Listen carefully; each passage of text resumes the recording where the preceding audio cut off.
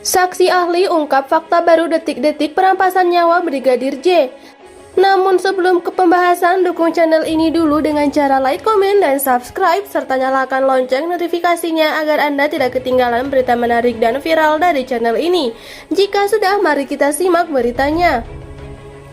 Saksi ahli digital forensik Polri Heri Priyatno menyampaikan fakta terbaru terkait kasus perampasan nyawa Brigadir J di Pengadilan Negeri Jakarta Selatan, Selasa 20 November 2022. Detik-detik sebelum membunuh Brigadir J, Ferdi Sambo terekam melalui CCTV. Mantan Kadif Propam Polri itu tersorot sejak di rumah Saguling hingga Duren 3, Jakarta Selatan. Rekaman CCTV itu menunjukkan Sambo turun lift dari lantai 3 rumah Saguling dan masih memakai seragam dinas. Pada momen tersebut, rekaman dihentikan dan diperbesar pada bagian tangan Sambo.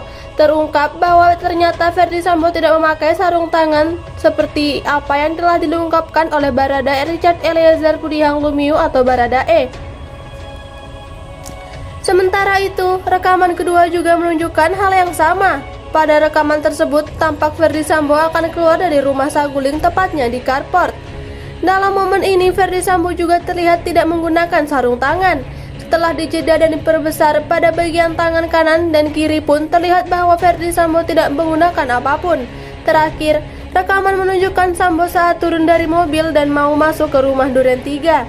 Sambo dalam kesempatan ini juga tidak terlihat menggunakan sarung tangan seperti apa yang telah diungkapkan oleh Baradae pada persidangan sebelumnya 30 November 2022. Saya turun ke bawah sudah ada Pak Efes. Di situ dia sudah pakai sarung tangan yang mulia. Sarung tangan karet warna hitam, ujar Baradae. Bukan hanya Baradae, Azan Romer, mantan ajudan Ferdi Sambo yang lain juga bersaksi bahwa sang atasan telah menggunakan sarung tangan sejak turun dari mobil menuju rumah Duren 3. Setelah turun dari mobil, Pak Ferdi Sambo menjatuhkan pistol jenis HS setelah 2 langkah berjalan. Saya sebagai aide de camp atau ajudan mau ambil tapi sudah keduluan. Beliau pakai sarung tangan warna hitam, kata Romer saat beri kesaksian di Pengadilan Negeri Jakarta Selatan 31 Oktober 2022. Tanggapan Febri Diansah melihat celah tersebut, Febri Diansah selaku kuasa hukum keluarga Ferdi Sambo langsung bersuara. Dirinya melihat bahwa keterangan saksi ahli digital forensik terkait rekaman CCTV tersebut secara langsung membuka tabir persidangan.